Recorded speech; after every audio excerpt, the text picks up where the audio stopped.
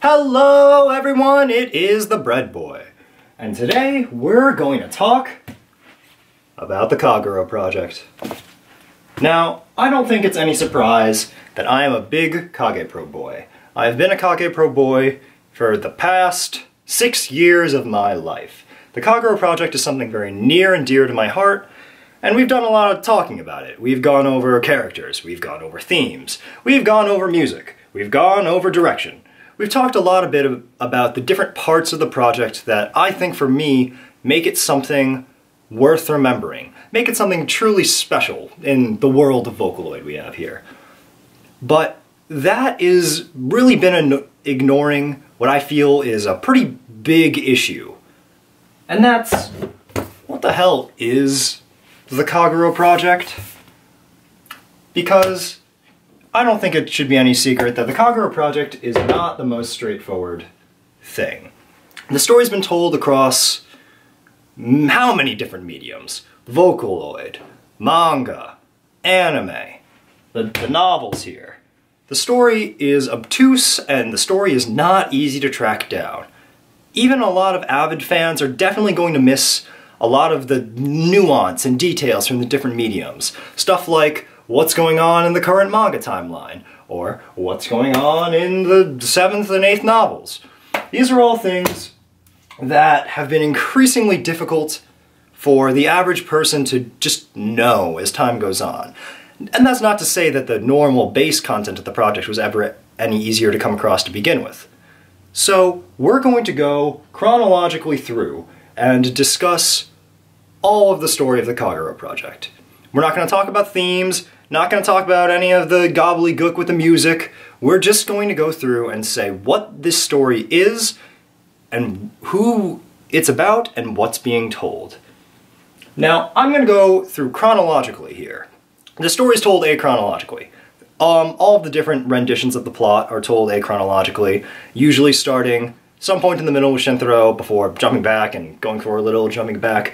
This sort of layered and moving narrative does not do anything to help with the logistics of making this story easy to understand. It's one of the many reasons why, in addition to all the convolution, the story is further estranged from so many audiences. So, to simplify that, to cut that all away, and there are reasons why it's told that way, but to cut that all away, we're just going to go through chronologically and discuss what is pretty much the entire story of the Kagepro project. So to start, the heart of the Kagepro project really lies in the plight of two characters, Azumi and Tsukishiro. Now, these two characters are the bread and butter of everything that makes up the Kagepro project. The story goes like this. Once upon a time, many years ago, there was a monster named Azumi. Now, Azumi is a Medusa. What is a Medusa? Well, it's not quite what you probably are envisioning in your head. Instead of the Gorgon monster with the snakes for hair, Azumi is instead this small girl. The small girl with some pretty strange powers. Medusa is a term that was given to her by people, based off of how she looks and what she acts like. In reality, she has many powers, one of which is turning people to stone, or in this case, immobilizing them with their vision. Point of the story is that Azumi, this little magical girl, was outcasted to go live in the woods. She had had many different encounters with humanity in her long life. She has had a life much longer than that of your average Joe. And in that life, she has been attacked. She has been run out of towns. She has tried to understand humanity. Humanity has not tried to understand her. So Azumi has chosen a life secluded in the woods. But one day she meets a man named Tsukishiro. And Tsukishiro changes the game.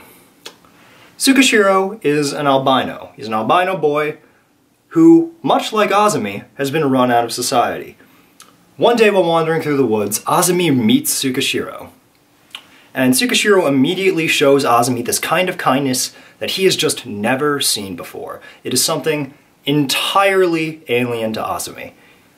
And through some bickering, through some comedic moments, they inevitably end up becoming one. And this is really important for understanding the Kagero project. If you can understand this relationship between Azumi and Tsukashiro, understand the tragedy behind it, and understand the heart of the matter, the rest of the Kagero project just kind of falls into place. So Azumi is the outcast. She is the one who is different for some reason and is kind of shunned by society. She lives her own life, secluded in a box. And Tsukashiro is this very kind-hearted person who is, in his own way, very different, who is able to penetrate that and really get at the core and get at the heart of this person who was otherwise not given a chance by society. So the two of them become a couple. They live in the woods, and everything is seemingly okay. They even have a child. But one day, Azumi becomes aware of something very startling. Azumi becomes aware that one day her husband and her daughter are both going to die. Now, remember what I said. Azumi has had a very long life, and she will continue to have a very long life far into the future. And that means that inevitably one day she is going to lose Tsukashiro and she is going to lose her daughter. This terrifies Azumi. Azumi, being this creature who is beyond mortality, this creature who has never cared for a human, who has never had to experience loss, is terrified at the knowledge, the certainty that everyone she loves is going to die and leave her behind. So she makes a plan. The powers of the Medusa are kind of ill-defined. There's a lot of them, and they take the form of what we call snakes. Every power of the Medusa, there's many of them, we call a different snake of the Medusa. And what the ultimate and far-reaching capabilities of the Medusa are kind of undefined. What we do know, however, is that she can do some pretty crazy things. And this takes the form of her desire and her plan to make something called the Kagero Days. So if we look at this first section of our chart here, we see that Shinigami Record and Days, these are two of the songs in the Kagero project, are telling this section of the story, which is about Azumi and her relationship with Tsukashiro. And this portion of the story ends with the creation of the Kagero Days. What is the Kagero Days? The Kagero Days is a pocket universe, so to speak. The Kagero Days runs parallel to our world, but exists outside the confines of time that we are subject to. It's a world that would allow Azumi to live forever with her husband and with her daughter. So the two of them devise this plan that they are going to, that on Azumi's birthday, which is August 15th, which is the day of Obon, important holiday in Japan, that on this day, on Azumi's birthday, they are going to escape into this world that Azumi created with her powers, the Medusa. Sounds like a great plan. Everything's going according to plan, until certain complications arise on that day.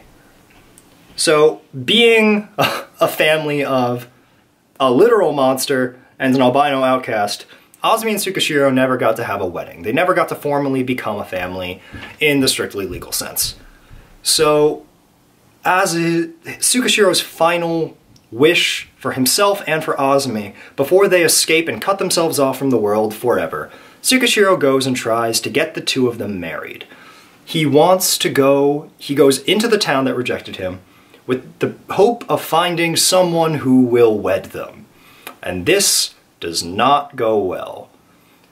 First part of the plan that is just horrible is that Tsukashiro wanted to surprise Azumi. He wanted to surprise her with this act of kindness in the way that he had when he first met her, by having this marriage be a secret, this final sort of acceptance as they leave into the Kagero Days. So he doesn't tell Azumi he's planning to leave, and when he does, Tsukashiro is not welcomed back into the world.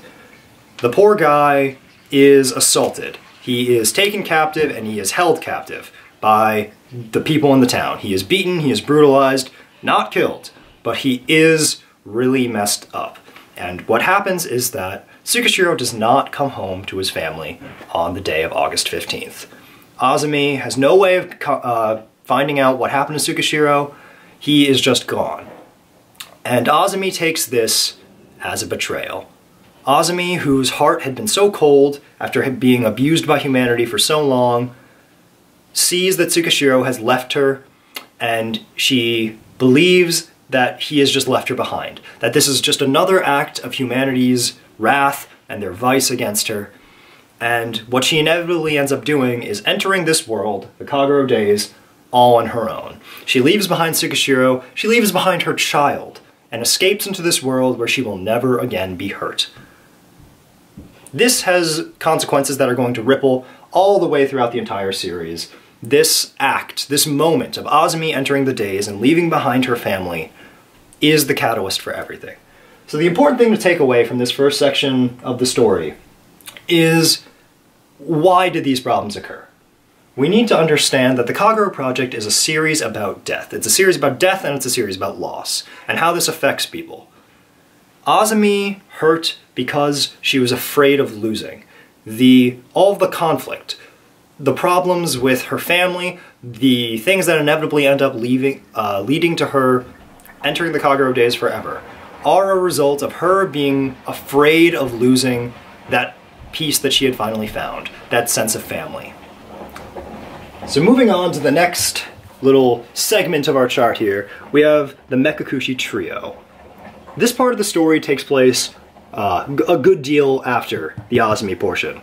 I believe it is roughly 120 years, it's something like that. In the time since Azumi has been away, Tsukishiro has died, of course, but their daughter found a husband and had a daughter of her own. Never learned anything about this husband. The identity of this man, never been stated. We know nothing about him other than he was a pretty chill guy, much like Tsukishiro, but it's not really important. The important thing is that they have a daughter and her name is Mary Kozakura. And this is the first member of the story that's actually important as the story goes on. It's this lovely gal right here. So Azumi has a granddaughter named Mary. The rest of and one day, while Azumi's family, including Mary here, still live in the woods. They have, since what happened to Tsukishiro, lived their lives entirely reclusive, just like Azumi and Tsukishiro did for the longest. But one day, a group of people find Mary and her mother, Azumi's daughter, in the forest. At this point, Mary's dad has already passed away. Again, not a very important character. But they find Mary and her mother, and they end up beating her to death. So Azumi, one of her powers as the Medusa is that she can peer out into the world. She can peer out into our world and see what's going on. And she notices that her daughter and her granddaughter are about to die. Now, in this time that Azumi has secluded herself in the days, she has more or less come to realize that what she did was a mistake. But she can't go back at this point. Her powers are kind of beyond her, or they will after this incident, and she couldn't take it in herself to go back, so she never did. But watching her daughter and her granddaughter be brutalized in this way, she decides that she is going to do something. That she is going to do something for the family that she turned her back on. And she issues a command to the world itself, to the Kagero days, saying that the two people who died on August 15th should be brought in to the Kagero days. This happened, coincidentally, the beating of Mary and her mother happened on August 15th, the date of Obon, Azumi's birthday. So she tells the world, take in these two people, meaning her daughter and her granddaughter, into the world so I can protect them. And the world does just that. So what happens is, and this kind of happens outside of time, it happens sort of in an instant, is that when Mary and her mom both die, they get transported into the Kagero days. And there, Azumi sort of strikes up a deal. She gives one of her powers, one of her snakes, as it is called, to Mary, and this snake sort of functions as a life force. Mary already had she's a fourth Medusa at this point, because Sukeshiro was a human and Mary's dad is also a human. She's a fourth Medusa. She can do an eye thing where she stares at you, and you don't turn to stone, but you get shook in place for like a second. But anyway, Azumi gives Mary a snake, which is actually the queen snake. It's the snake that sort of controls the others, so to speak, and says, "This snake will be your life force, so you can leave this world and not be dead."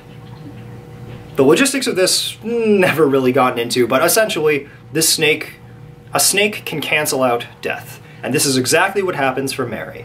Mary gets spat back out into the real world, where her mother is no longer. Her mother stays in the Kagero days. Azumi is reunited with her child at long last. And Mary is now forced to live alone. Her parents are now both dead. She doesn't really know what happened to her mother. She doesn't really have memory of the Kagero days or meeting her grandmother. But she has this new power within her, the Queen Snake, and is now once again alive. Meanwhile, all this stuff with the Kozakura family is happening. 3 other children, well, 4 other children actually, but 3 other children, for now, also meet very terrible fates. These 3 children are what we call the Mekakushi Trio. These are Seto Kosuke, Hiro Tsubomi, and Kano Shuya. Seto is this boy over here.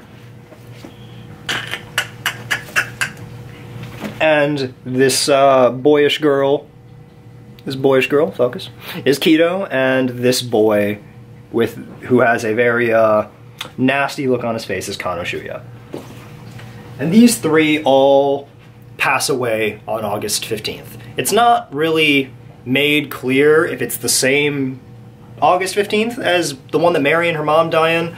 In fact, it probably isn't, but on some August 15th, as when these 3 are children, the 3 of them pass away. Different ways, they don't know each other. Kido dies in a house fire, started by her father. Her father's a lunatic who essentially was trying to kidnap his daughter and escape, kind of restart his life, but he's absolutely crazy. So he starts a house fire, and everyone in his family dies in it, Kido included. Kano, him and his mom are involved in a home invasion. A robber comes in, stabs both of them. Kano and his mother, both dead. Seto Kosuke was horribly bullied as a child. These bullies take Seto's dog and throw it in a river. Seto goes in to go save his dog and him both drown. So what ends up happening is that Azumi's order to the Kagero days that she made originally to save her daughter and her granddaughter wasn't very specific. Azumi gave the order to the Kagero days to save the 2 people that died on August 15th. And what inevitably ends up happening is, once Azumi gives away her snake to Mary, she kind of loses control of the world, and the world starts sucking in any 2 people who died on August 15th. So in the years that come, when people die, they end up entering the Kagero days. And this is exactly what happens to Kido, Kano, and Seto. Kido enters the Kagero days with her sister Rin, her elder sister Rin. Kano ends up entering the Kagero days with his mother, and Seto ends up entering the Kagero days with his dog. Yeah, it's whatever. And the same thing that happened to Mary ends up happening to Kido, Kano, and Seto. Azumi's snakes, the different powers that she has, kind of have a mind of their own. They're described as being somewhat sentient, living inside the characters and kind of informing their actions as the story goes on. So when Kido, Kano, and Seto enter the Kagero days, a snake inevitably comes to find them and gives one of the people in the pair that died a new life. Rin does not accept a snake so that Kido can live. Kano's mom does not accept the snake so Kano can live, and Seto's dog, well, I don't know what would he have done.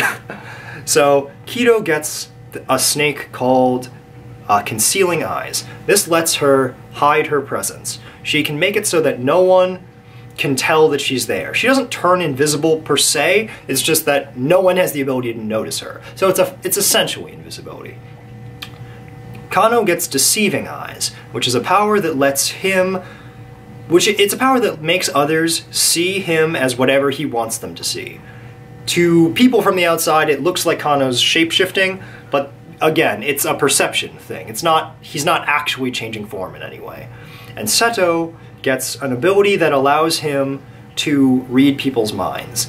In practice, he mostly uses this to talk to animals because he finds it kind of immoral to read the minds of other people, for obvious reasons. So these three go through these horrible tragedies and end up entering the Kagero days, losing a loved one, and coming back alive, now with this weird power. They are all children when this happens. Having lost their families, the three of them end up, coincidentally, at the same orphanage together. None of them knew each other to begin with, but they all meet at this orphanage, and they're all kind of put together because they're weird, and the staff and everyone else is scared of them. Kido keeps disappearing by accident because she doesn't really have a good hold of her power. Kano is a freak, and Seto is scared of everything because of the bullying that happened to him and the fact that he died because of that bullying. So these three live at the orphanage. They are treated very poorly. They're not abused or anything, but they're neglected. They are definitely treated as outcasts.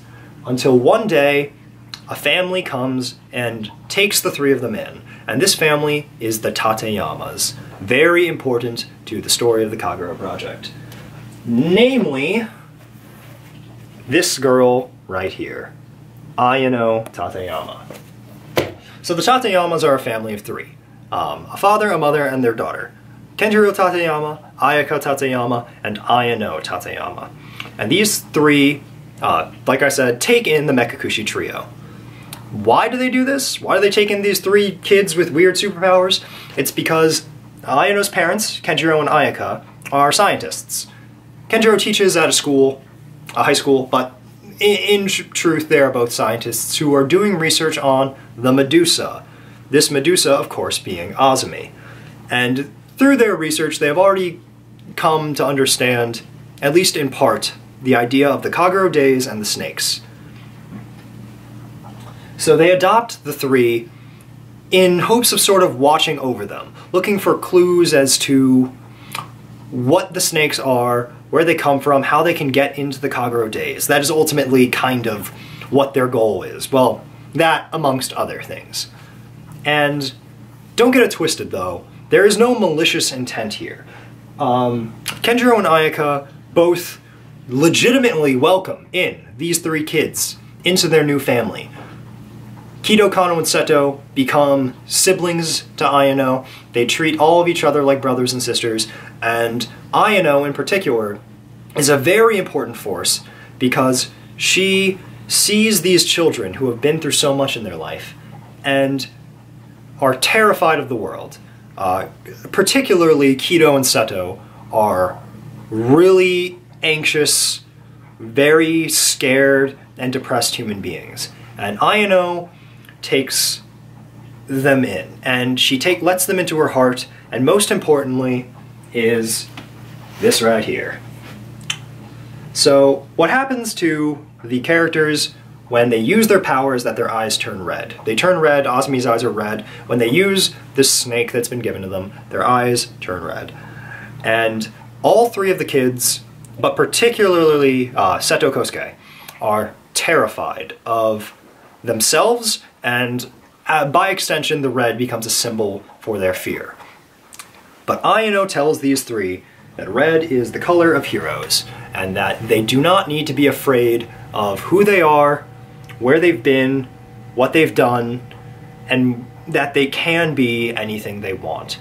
Red is the color of heroes. This is a very important concept, is that you don't have to let things hold you back. Ayano gives these three kids a place where they can belong, and she calls it the Mekakushi Dan. So you'll notice that in the Mekakushi Dan, there's many members.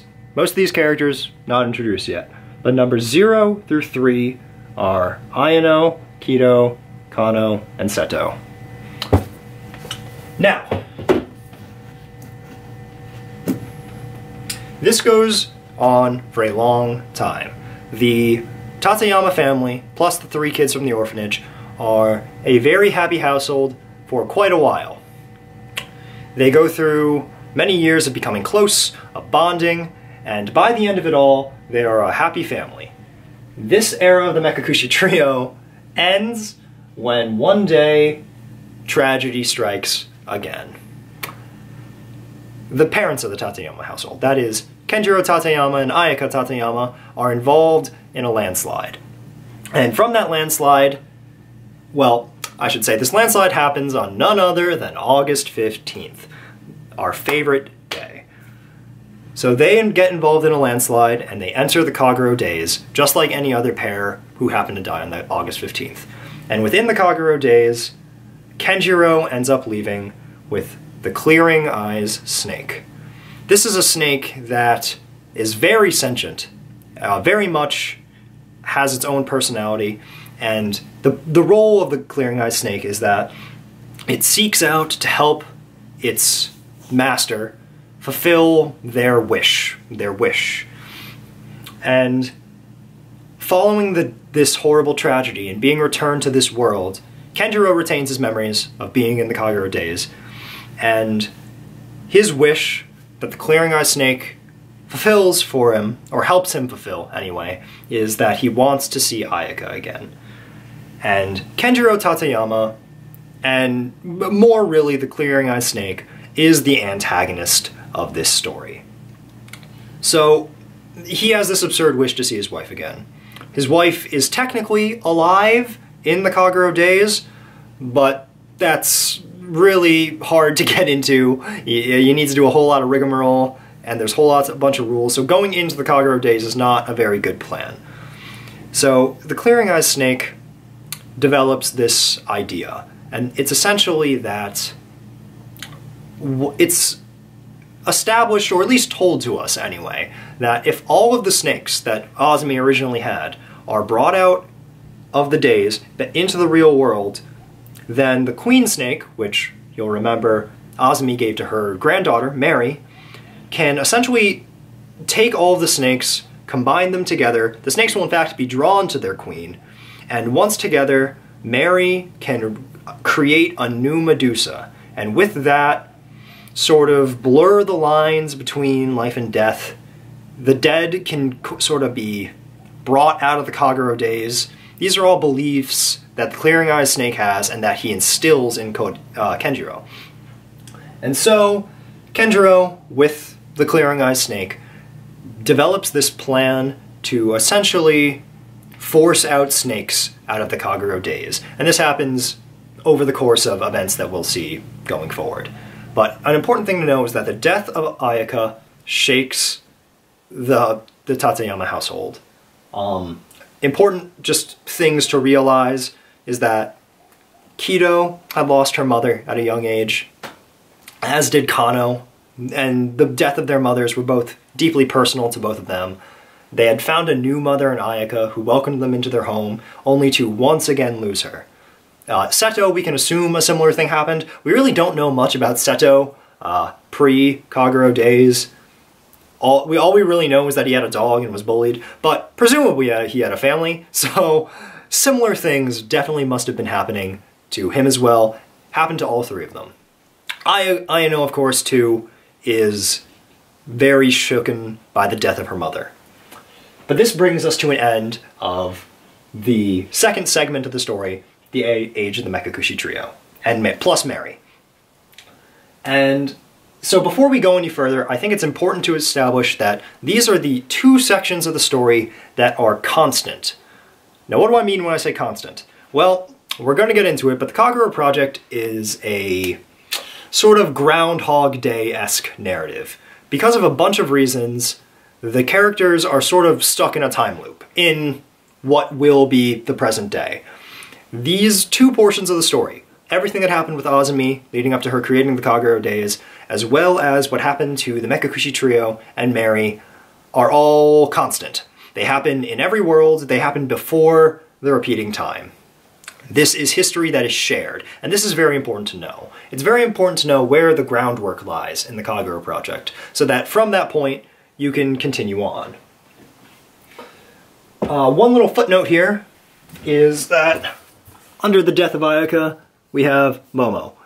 Momo is the 5th member of the Mekakushidan, Momo Kisaragi, and she is not really going to be relevant for much later into the narrative. But the reason why she's mentioned here as a footnote is that in the same time as all of this stuff was going on, with the Mekakushi trio, and with Kenjiro and Ayaka, and with Mary, there was a girl named Momo Kisaragi, who one day, August 15th, was at the beach with her father and with her family, and she drowned. Her father went into sea to try and save his daughter, and he ended up drowning as well. And because this is August 15th, the two of them went to the Kagerou days. Momo obtained a snake and was reborn out into the real world again. Her father stayed in the Kagero days, never to be seen again, and Momo is going to become a relevant member of the story later, but this is the date, this is the time period, the epoch, in which she gets her own snake, which essentially draws everyone's attention to her. It makes it so that everyone notices her, but beyond that, it makes it so everyone approves of her. It makes it so everyone approves of what she does. Regardless of what she's actually doing, everyone will be drawn to her, and everyone will love everything that she's doing. This is something that is both a blessing and a curse for Momo as time goes on, but we'll get there when we get there. Moving on, and remember, we're no longer in the constant, the information that is held constant across all timelines, but this is information that is fairly constant across most timelines, as we move into the era of the UK Quartet. Now, what's the UK Quartet? Well, in order to understand the UK Quartet, we are going to once again introduce a whole slew of new characters. Well, mostly. The UK Quartet, as the name would imply, is a group of 4 people, one of which we know, 3 of which we don't. Ayano Tateyama, who is now in high school, a boy named Kisaragi Shintaro, who is our protagonist of the story, Takane Enomoto, who is a female who is disabled. It's not explicitly stated what she is, but she has essentially a form of narcolepsy. She has a sleep disorder that also weakens her body. She essentially has narcolepsy. And a boy named Haruka Kokonase, who is also disabled. He has a poor heart. This is Haruka, falling with Ayano.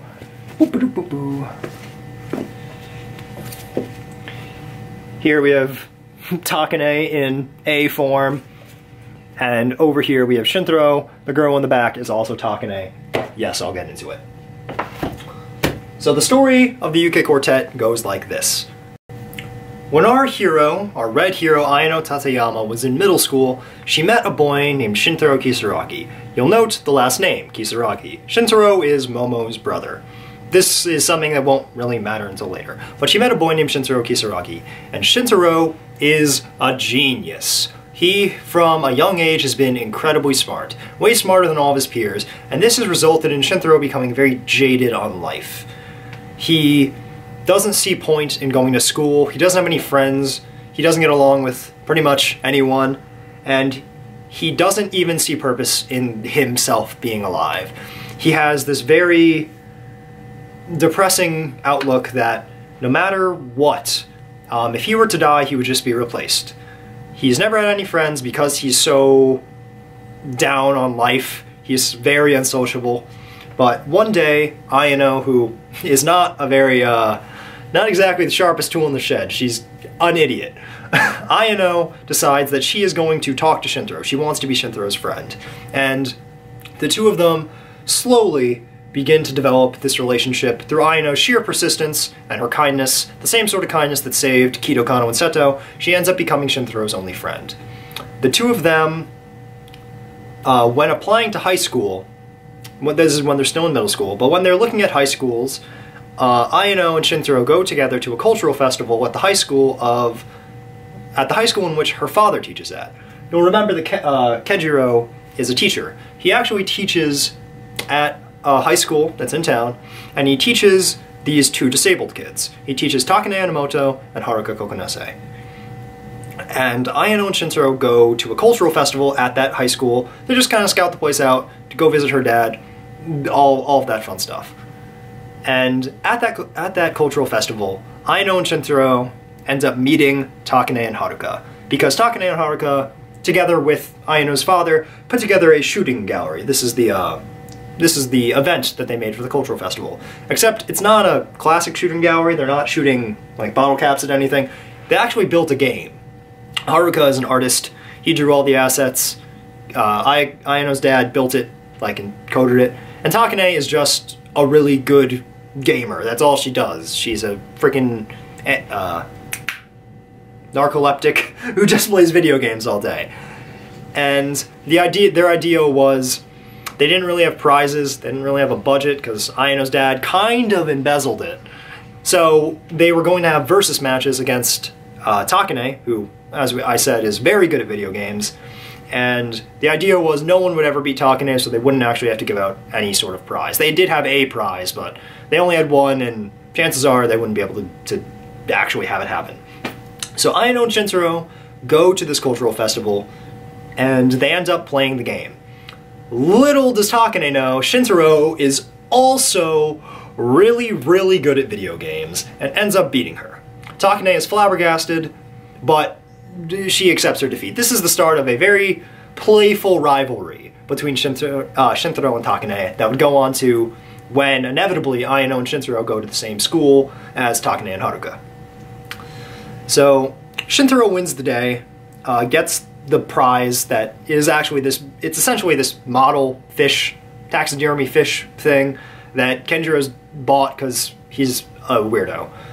And a couple important things happen on this day, is that, for one, Kido, Kano, and Seto, well, not Seto, but Kido and Kano also go to the school that day, and they have some interactions with Takane and with Haruka, which isn't that important in the grand scheme of things, but it introduces all of these people kind of knowing each other from an earlier point in their lives. Much more importantly, however, is that Shintaro ends up having an interaction with Haruka. Haruka Kokonose is a very kind person. He is essentially another Ayano, except he is Ayano for Takane. Takane, being this narcoleptic, is down on life in the same sort of way that Shintaro is. And much like Ayano and Shintaro, Haruka very much helps Takane get out of her shell and gives her a sort of a new lease on life. Perhaps detecting the similarities in the personality, Shintaro and Haruka end up having this heart-to-heart together. They have a moment where they bond. Haruka, rather, gives Shintaro a Coke. Coke is something that becomes very important to Shintaro, going on symbolically, for reasons that we'll get into. But they have this moment in which sort of seeds of friendship start to bud. So Shintaro ends up developing a relationship with this boy Haruka. He ends up developing this sort of rivalry with Takane. And a year later, Shintaro and Ayano would enroll in this high school, and the four of them would become friends, known collectively by us in the fandom as the UK Quartet. Named after the character song, well, one of the character songs of Takane Enomoto, UK Yesterday. Now, for a year, things would be great. Shintaro would really come out of his shell, as would Takane, and the four of them kind of become irreplaceable friends. Shintaro, in particular, develops a strong friendship with Haruka, as do Ayano and Takane together. Pretty much everyone in the group has a relationship, a unique and important relationship with everyone else. But not everything is going great. Haruka is really ill. He ends up getting hospitalized at some point, and for the first time in his life, really breaks down about his illness to Shintaro. Shintaro comes to visit him in the hospital, and together, the two have this heart-to-heart in which Haruka comes to realize just how sad it is that he is so ill, and in fact that he is not really slated to have much more life, much more time in this world. And together with Shintaro, the two end up crying. It is actually a horribly depressing scene that perhaps, maybe, I'll find. Yes, here we go. The two of them end up meeting and end up having a good old cry together. The This picture actually reminds me of something else that's quite important, is that Shintaro wears a red jacket. He wears this red track jacket. That's just what he wears pretty much everywhere that he goes. And this jacket is red, and much like Ayano's scarf, it's symbolic of the relationship between the two. It's symbolic of Shintaro's resolve to keep going, and it's something that Ayano told him to wear. Shintaro wears it in memory of Ayano because, in addition to Haruka's health quickly failing him, the August 15th, after their first year of high school, tragedy once again rears its ugly head, and the UK quartet falls apart. On this day, Haruka's heart finally gives. Haruka Kokonose passes away. Running to meet him, and sort of with the intention of confessing her feelings, Takane ends up dying mysteriously. It's later revealed that she was poisoned by none other than Kenjiro. And Ayano, for reasons that won't become clear until later, seemingly kills herself. Shintaro Kisaragi is the only one left behind, as in one day, all of his friends at once die for different reasons. So, like I said, like I mentioned briefly, this is actually foul play. The Clearing Eyes snake that is currently taking over Kenjiro Tateyama's body has this plan to force all of the snakes that are in the Kagero days out into people so that the queen snake can wrangle them all together and create a new Medusa. So in doing that, he essentially kills his students, so that on this day, August 15th, they end up going to the Kagero days and taking out two snakes.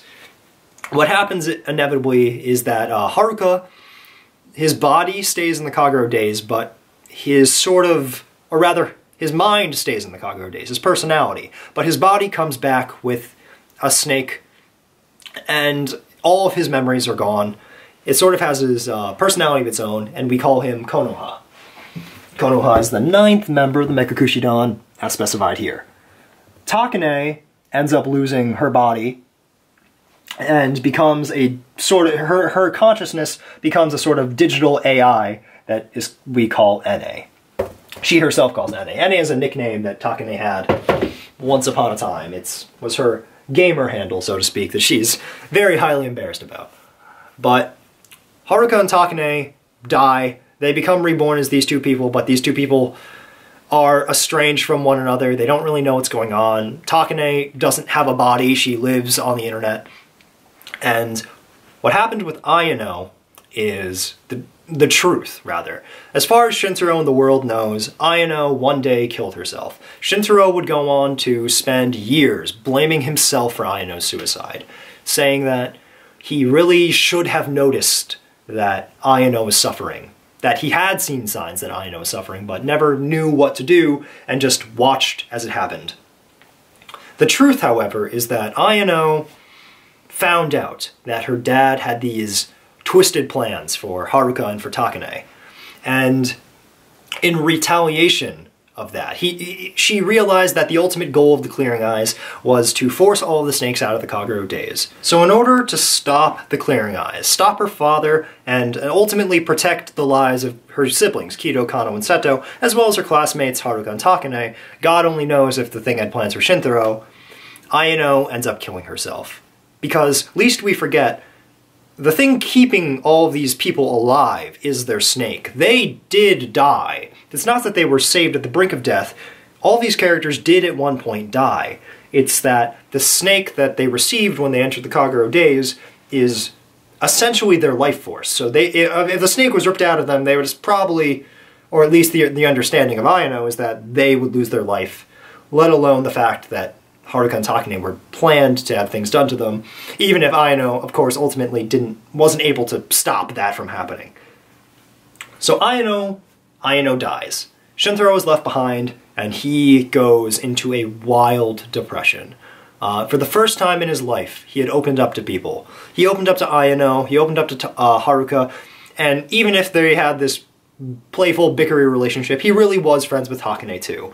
And to lose all three of them all at once, it shakes Shintaro. He can't cope with it. He ends up dropping out of high school. Even though he's this prodigious genius, he drops out of high school, becomes a NEET. He becomes a shut-in, doesn't even leave his room. At this time, the Kisaragi household has really been hurting. Lest we forget that their father, had passed away trying to save Momo that day. Shintaro quitting school is only stressing the family more. And in the time in between Momo drowning and Shintaro dropping out of school, their financial situation hadn't been great. So Momo hadn't had the best control over her eyes. She had very unwanted attention on her at all times. And in order to keep her family going, because their financial situation was so poor with their father dead, Momo becomes an idol. She ends up doing idol work, which she is not a very big fan of.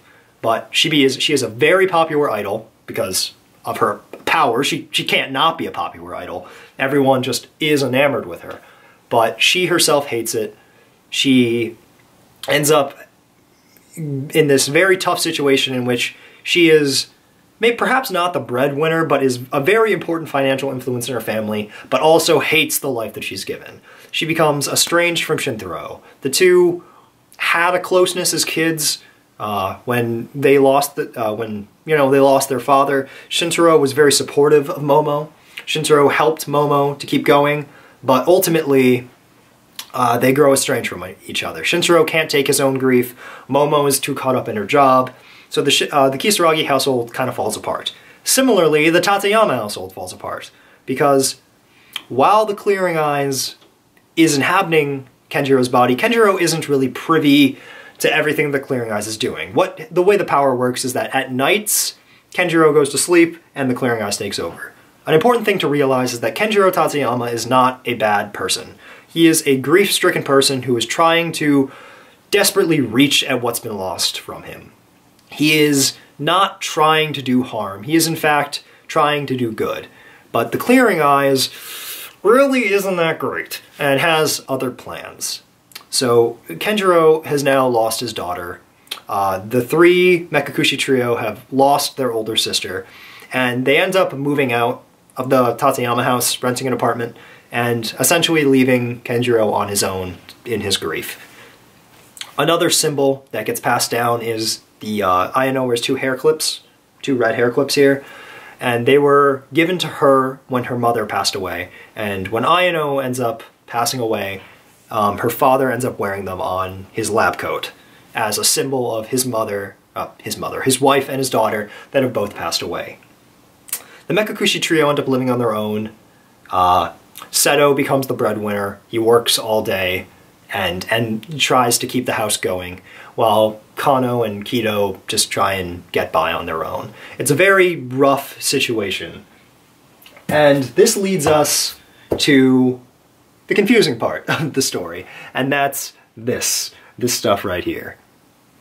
So the way the narrative essentially ends up running from this point on is that, before we get too deep into things, I'm going to lay a little bit more groundwork first. So a year after Ayano's death, Shintaro gets an email. He gets a strange email from a sender that he doesn't know. So he opens the email and out pops this blue AI girl named Ene. Ene is, of course, Takane. But Takane does not reveal to Shintaro that she's her. She visits him, realizing that he's the last of their friends that is left alive, and also that Shintaro is incredibly grief-stricken. Takane realizes that Shintaro is hurting a lot, and even though they had this bickering relationship, she can't leave him alone. She realizes that if left alone, God only knows what will happen to Shintaro. He'll only fall deeper into his depression, which, spoilers, he ends up doing. So the two end up essentially living together. Takane is, in this other form, taken up a pretty different personality. She's a lot more playful and energetic now that she doesn't have to worry about her narcolepsy, and ends up annoying Shintaro to no end. Time skip a little further and we get the branch here. So what is heavily implied to be the first path in which the story descends is this right here, which is Route XX. Shintaro meets Ene, which we already described, And after 2 years of his depression, Shintaro cannot find the will to move forward. On August 15th, 2 years after Ayano and Takane and Haruka and all of his friends passed away, Shintaro ends up deleting NA from his computer and killing himself. He stabs himself in the throat with a scissor. Very brutal way to die, but he passes away. And on that day, also, the Clearing Eyes snake essentially kills everyone. You see, Ayano, her plan to kill herself and to steal a snake from the Clearing Eyes worked. Without the snake that Ayano stole, Ayano is still alive in the Kagero days, but she can't really do anything. If she comes back, the Clearing Eyes wins.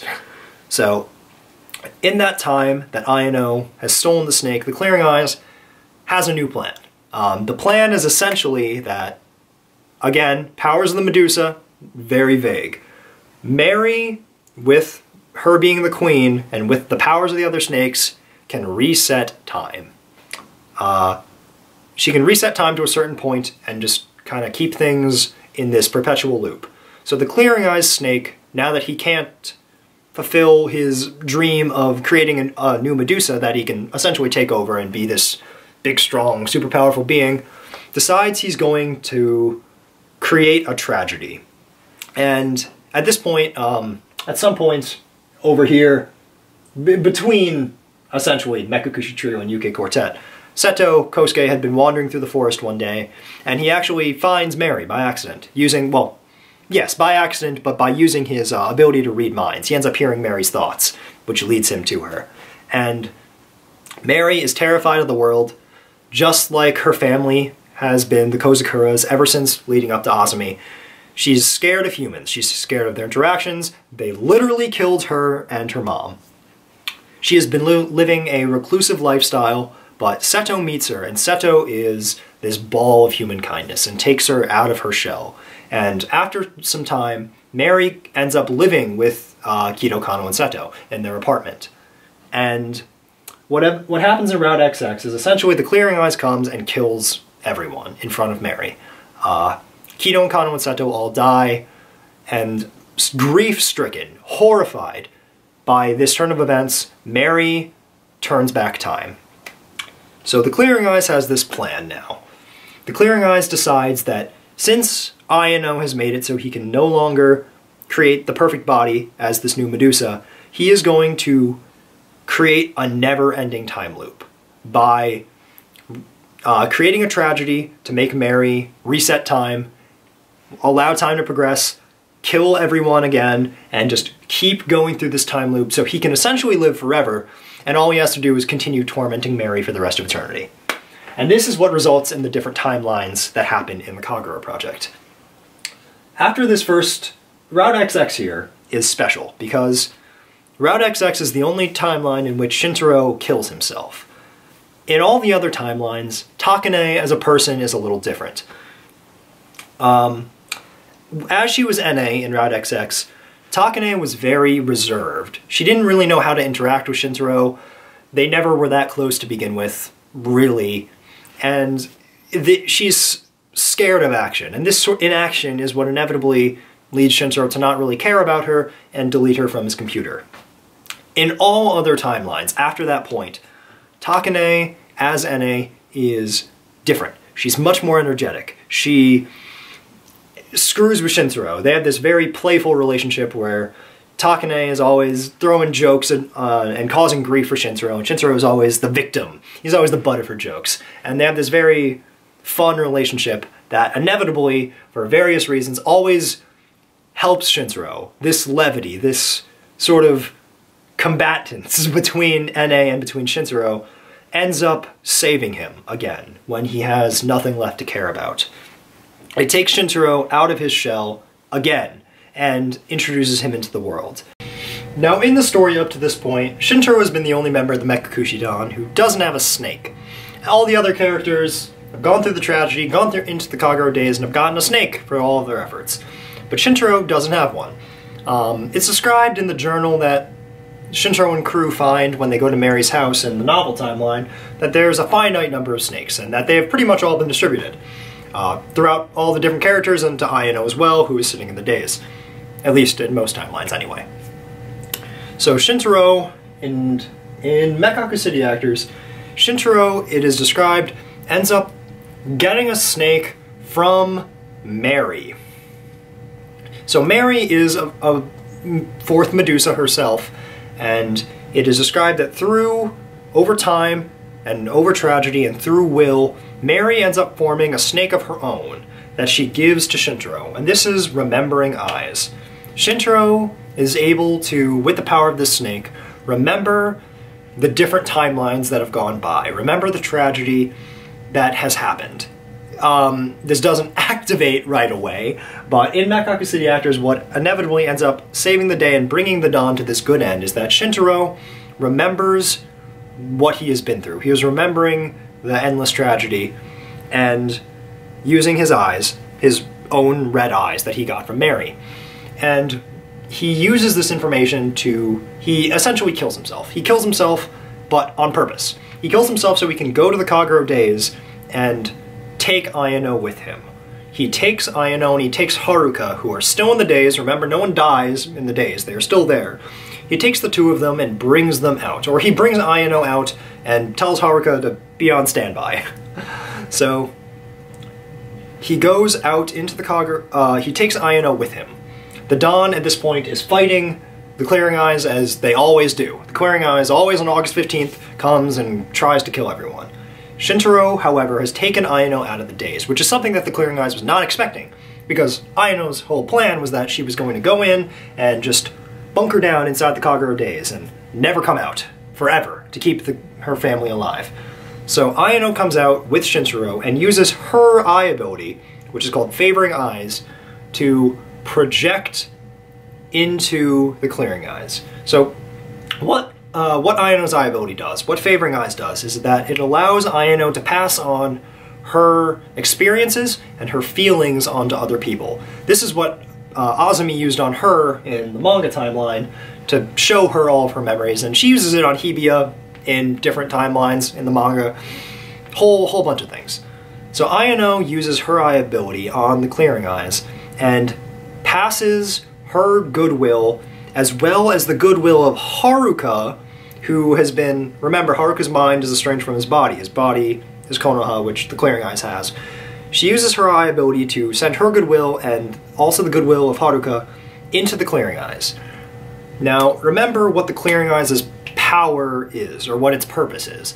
The Clearing Eyes' purpose is that it will fulfill the wish of the person who has it. Throughout all this time, the Clearing Eyes had been kept going because it was fulfilling Kenjiro's wish to one day see his wife again. But the Clearing Eyes is no longer in Kenjiro's body. He's in Haruka's, or Konoha. He's in Konoha, Haruka's body.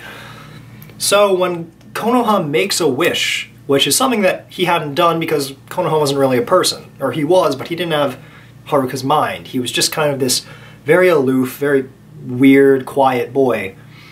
But when he makes a wish, the Clearing Eyes has to follow it. So Ayano, coming out of the days and using her eye ability, makes Konoha make the wish to save Hiyori.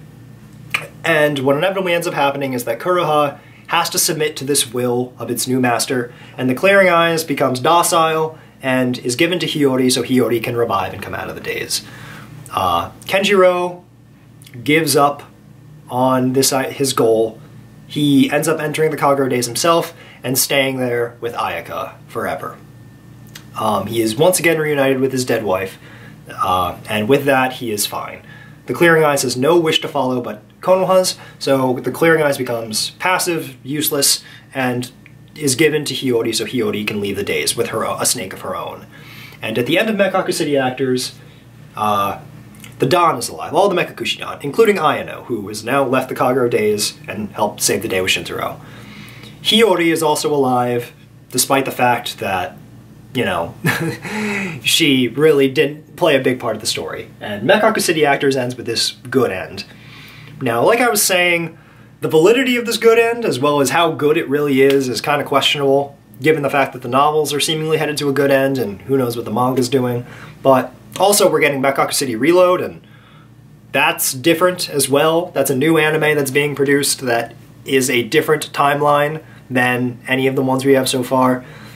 But as far as we know right now, Mekaku City Actors is the true end. It's the true end that leads to everyone being saved, which it's kind of a cheesy ending, kind of a cop-out.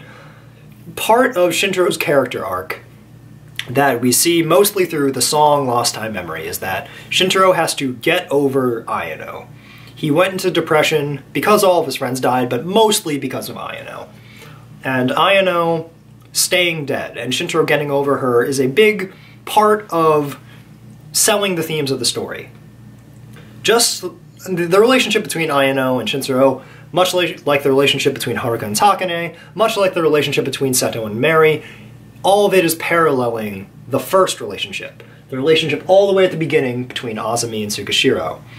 It's all working off that, learning from the failures of that, and it's ultimately that ability to give up on trying to keep the dead, to let them rest and to pass on, that brings about the true end. It's that the Dawn is able to give up on trying to conquer the Kagero days and let the dead rest, but keep moving forward, that wins the day, that inevitably brings the tragedy to a close.